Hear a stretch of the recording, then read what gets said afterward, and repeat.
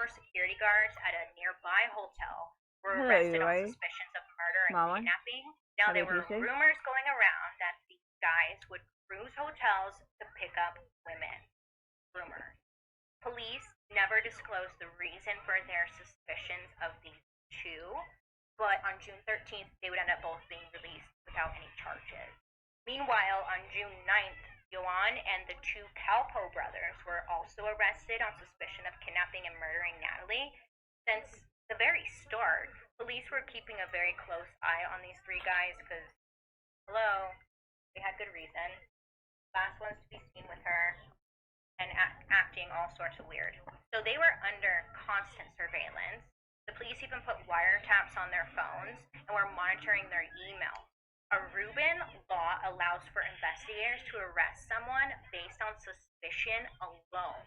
So they're like, hey, we think you did it. They can arrest you, put you in jail, and then in order to actually keep you in jail, they have a certain time limit to produce evidence to prove that they are linked to this crime, and then they will be charged formally. That's why moving forward, you're going to hear a bunch of people just getting arrested. They just arrest everybody and then they let them go. It's just such a freaking mess. It's a mess. But that's how it works out there. Well, at this time. So then miscommunication just takes over. I don't know how this turns into such a mess, but it most certainly does.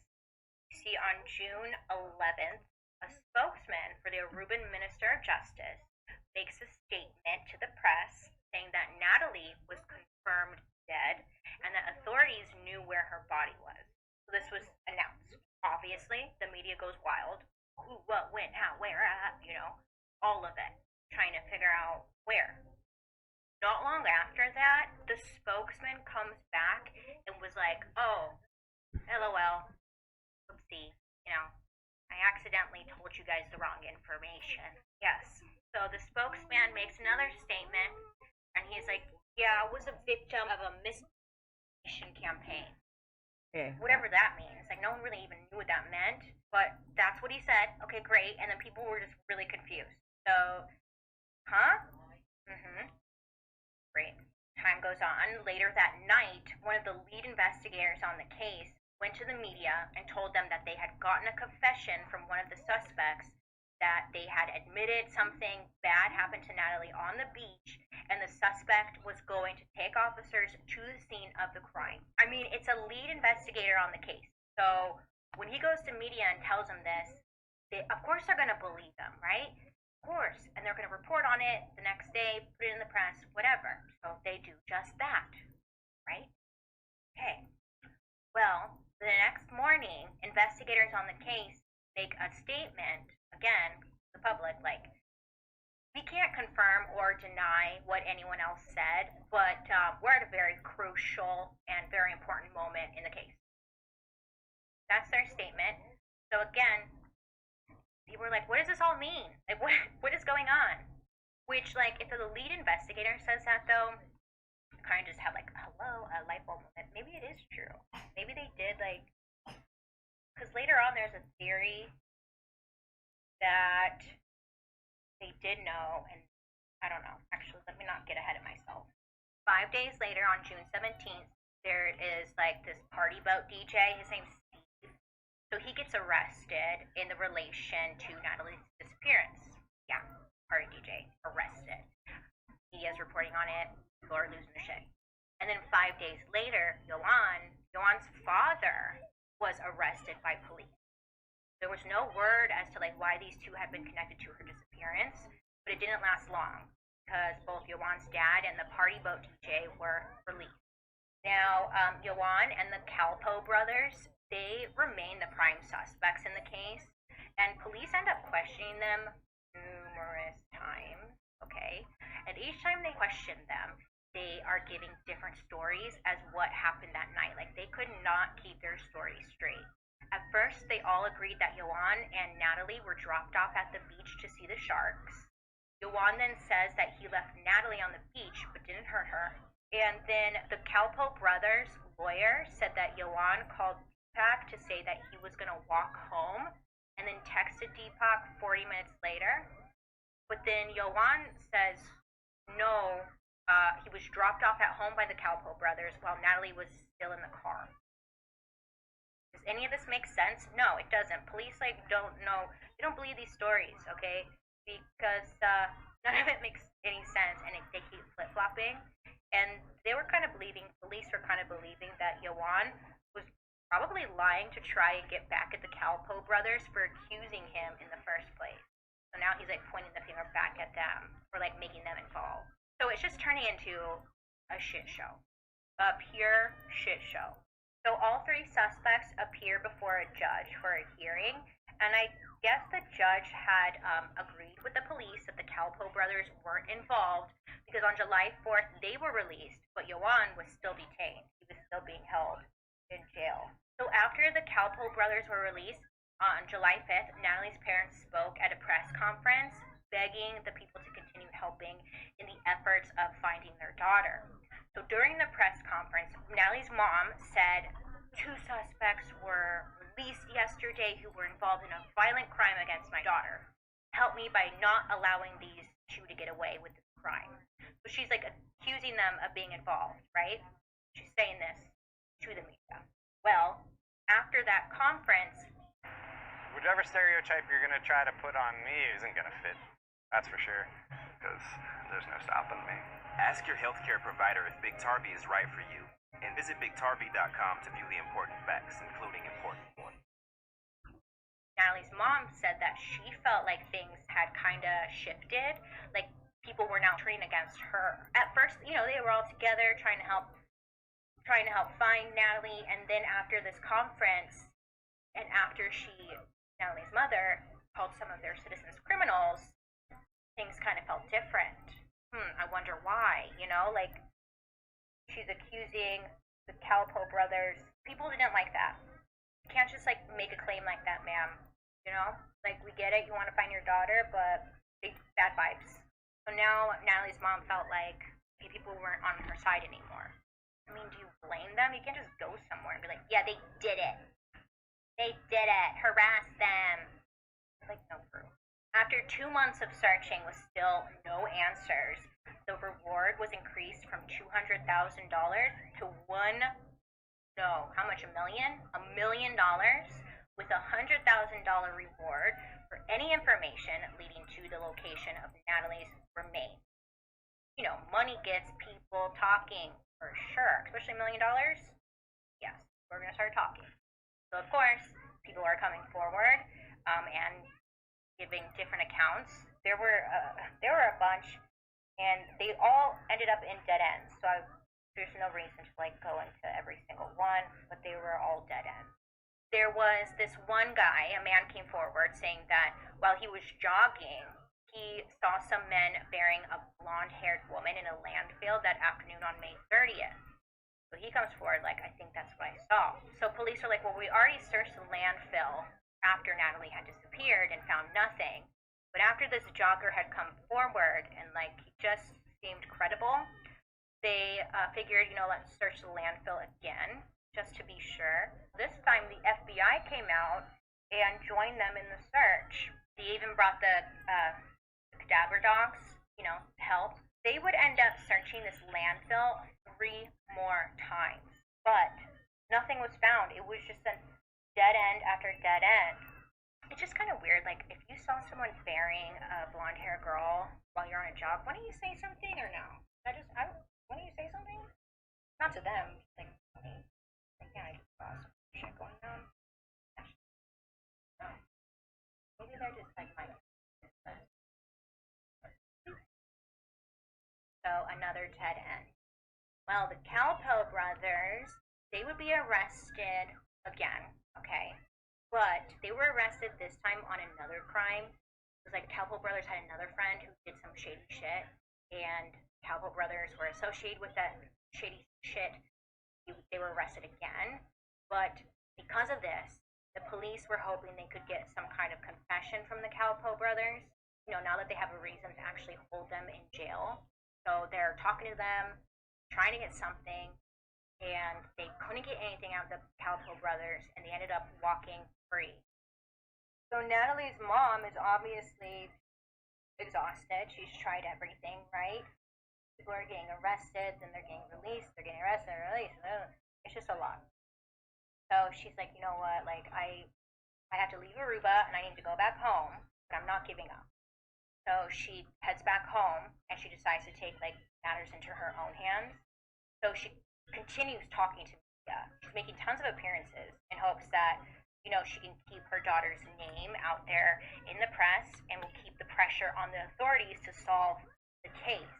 And her plan seemed to be working. I mean, the story was dominating headlines around the world, and it was said that at the time, Natalie's mom was doing up to a dozen interviews a day. I mean, you remember, it was everywhere. So she did it. She did it. So then enter to the scene Dr. Phil. Yeah, and honestly, in my personal opinion, Dr. Phil or his team, they suck ass. They suck ass. Because let me tell you what happened. Pretty messed up. So Natalie's mom, again, making her rounds on, doing different interviews and whatnot. She goes on the Dr. Phil show in 2005. And on the Dr. Phil show, they're like, we have this hidden camera interview where one of the Calpo brothers, Deepak, basically confirms that Natalie had sex with all three guys. And we have it, the footage, live on Dr. Phil. So they're promoting this. Great. Now, once the media gets wind of this tape, they are pretty much harassing Aruban authorities to once again make an arrest. People are losing their shit because this hidden camera footage makes it seem like that's what he's saying. And they play it on TV, and it's just a mess. Okay, probably wondering, well, what does that mean? Well, then,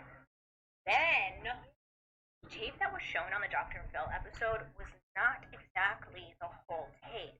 Okay, so the Aruban Police Department found the footage. They found this footage that the Dr. Phil show too, and they ended up releasing the longer version of the tape.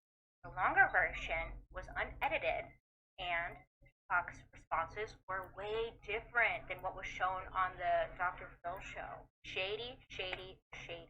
Doing some shady shit for view.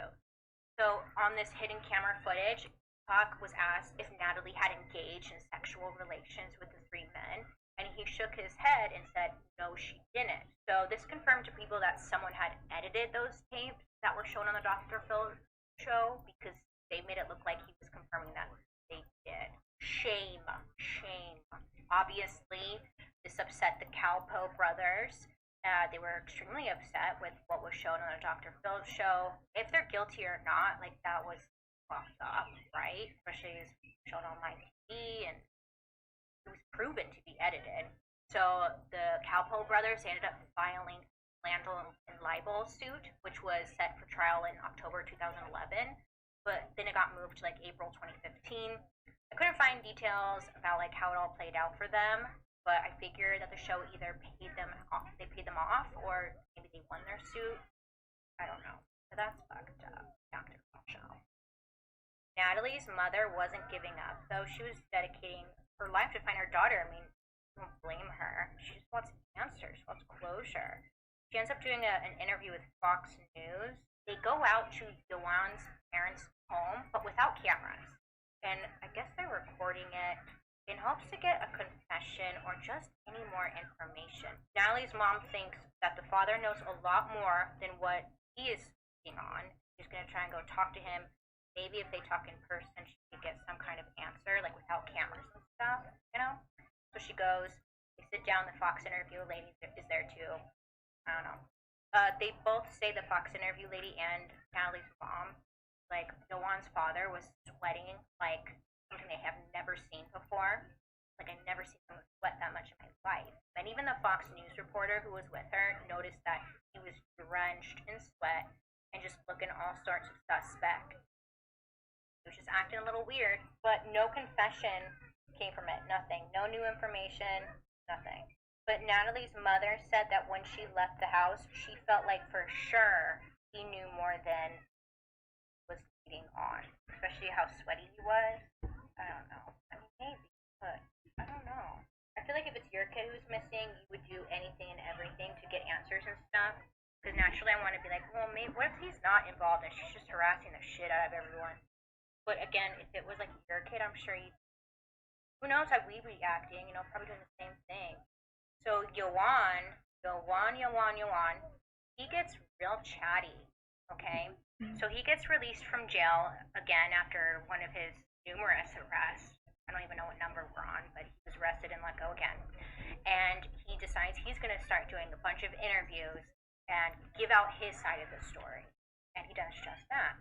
So the one that got the most attention for him was one he did with Fox News in March of 2006.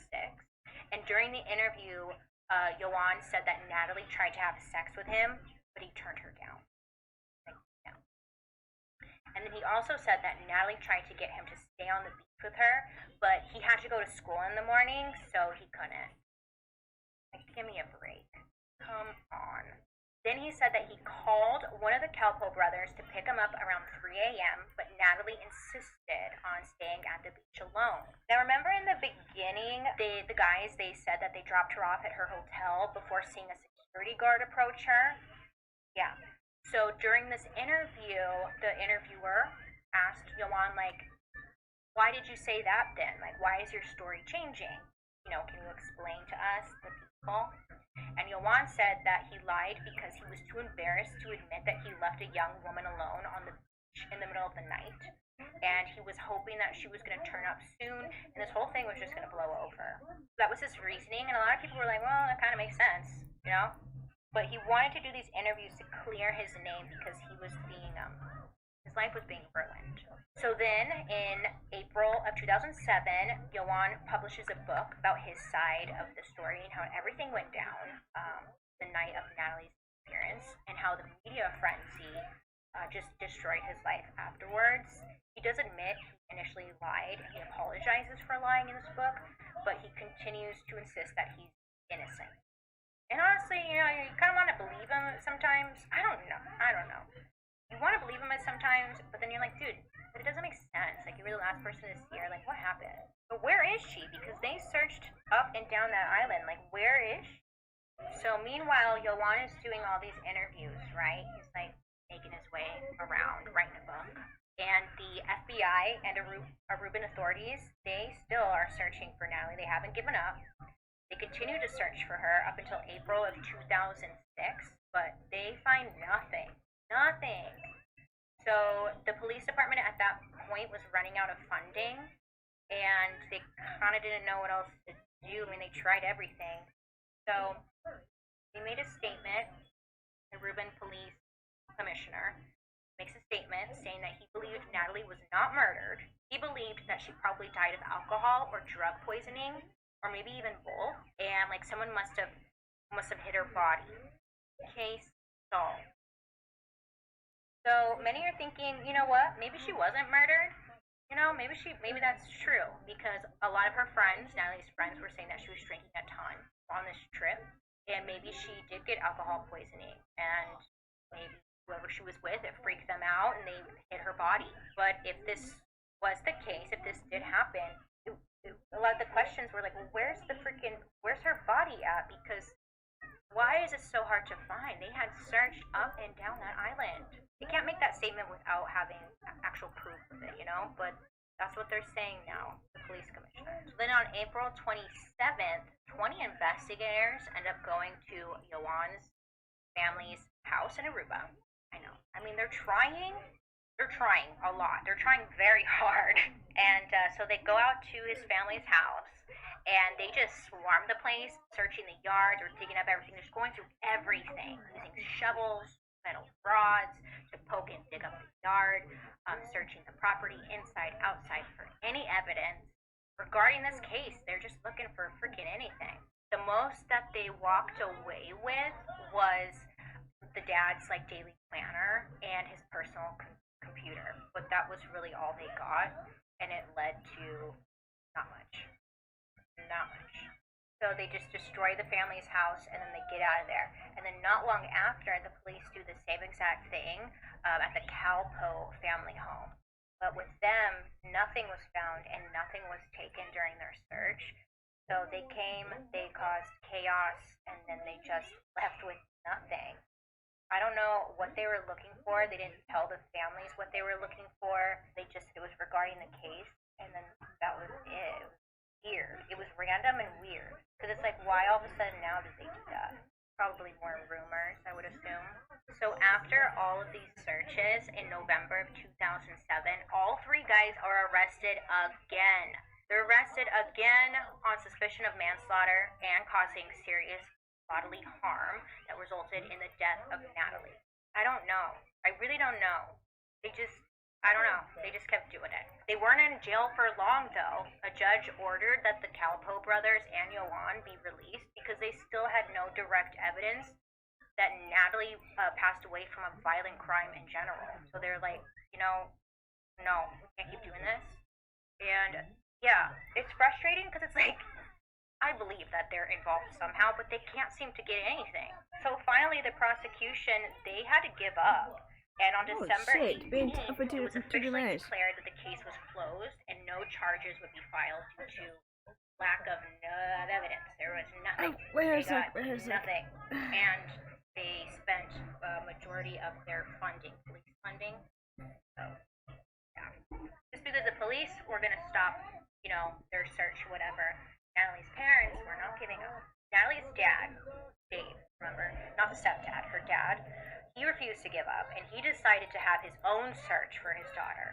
So he ends up hiring a private investigator, and his name was like Tim Miller, and hopefully this private investigator can uncover something, right? This Tim guy, he goes back out to Aruba, he starts his search in different landfills, but at some point, the Tim guy, he was approached by a police chief Bye. who